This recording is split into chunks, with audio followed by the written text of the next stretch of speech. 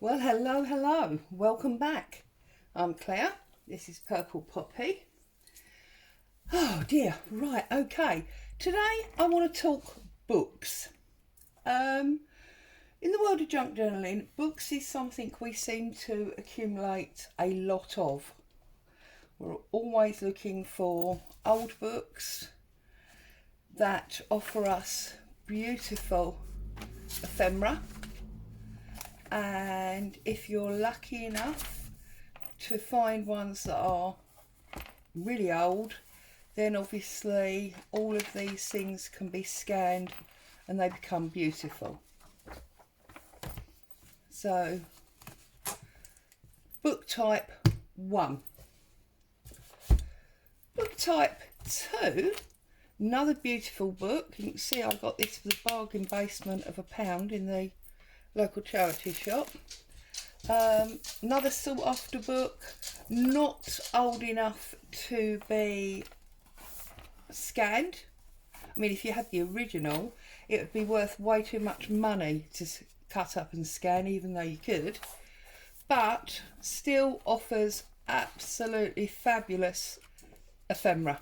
You've all seen these books either. Now look at that, it's the first time I've opened this, and it's got a very old till receipt in it. Wow.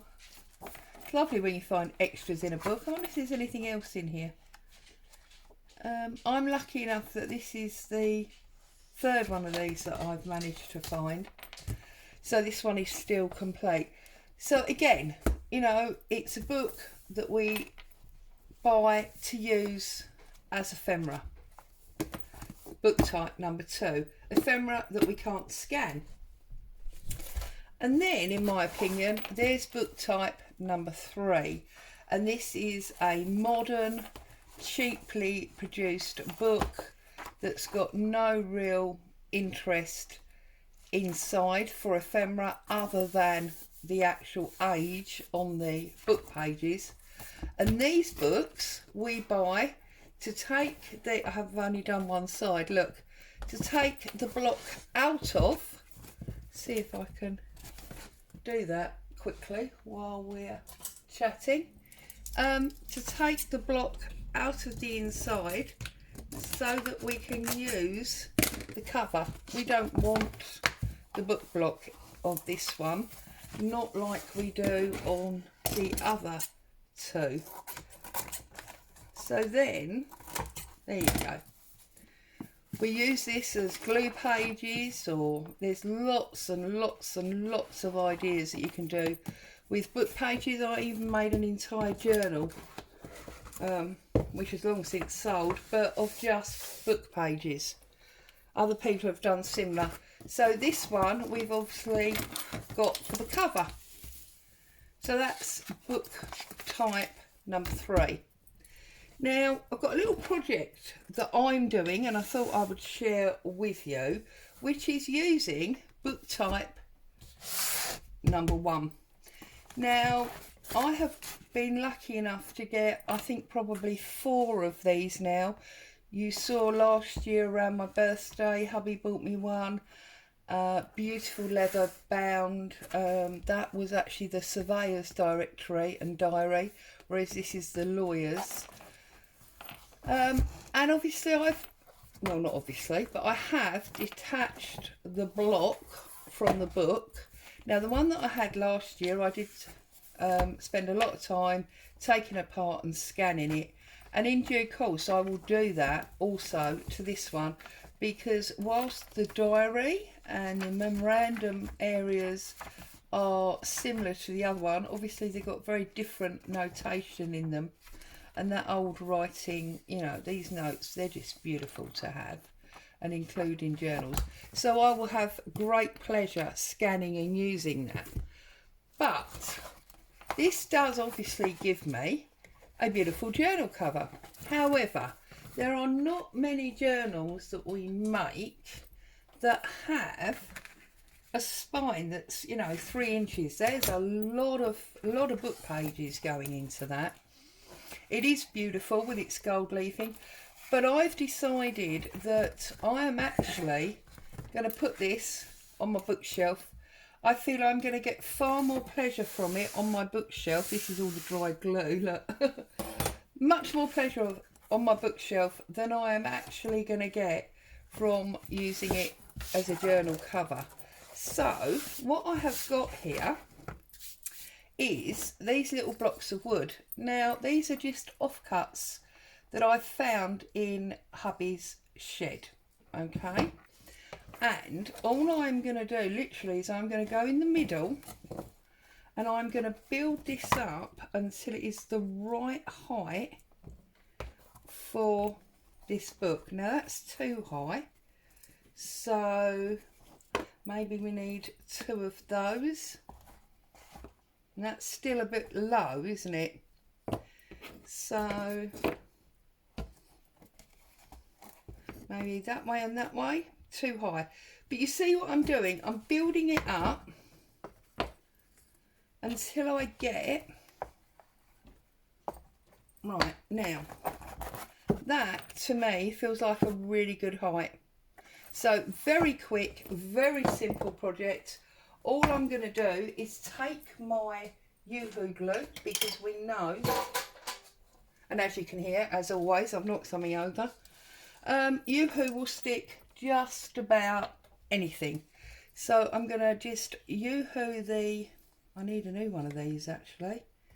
Yoo-Hoo that block, and I'm going to put it in the middle there, like so.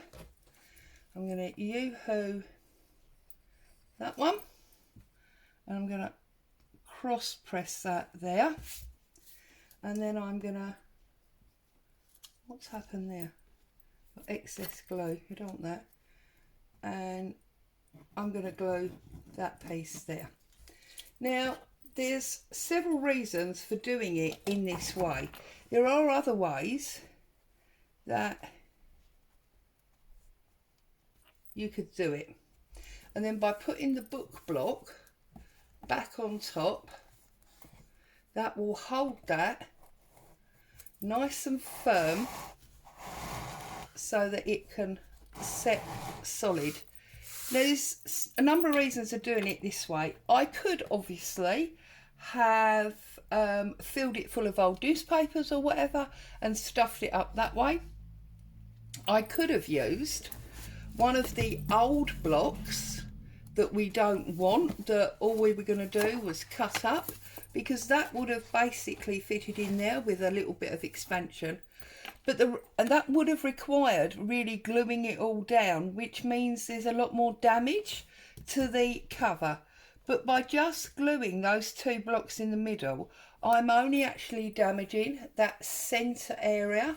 I mean, if I bring it back in, I'm actually only damaging like that area on the back cover and also on the top cover.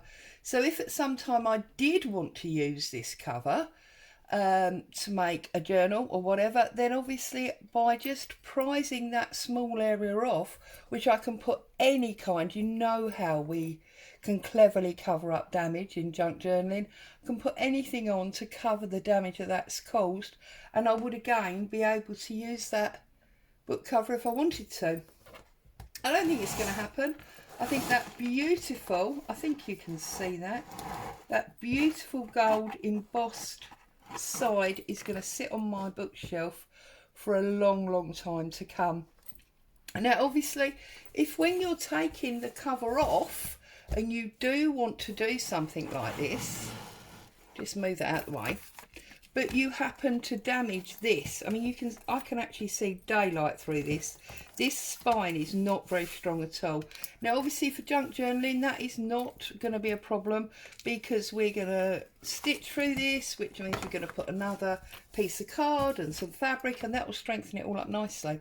But if you wanted to do this and you did damage it, well again, you can just do a repair. You know, you can bond some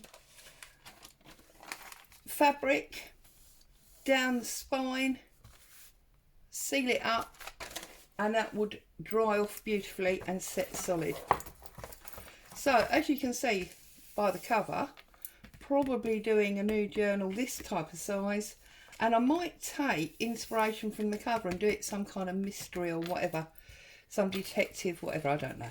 But anyway, that's just a very quick Let's Talk Books video. Because I think, especially for beginners, people just starting out, it's, you know, you can get confused with, oh, secondhand books and bookshops and which ones do I buy and should I be scared to cut it up? Is it valuable, etc., etc.? Can I scan it? I work on the rule that if the book is 100 years old, I can scan it. And that's what I do. I'm not a lawyer. I don't know the ins and outs of it, but that's what I do.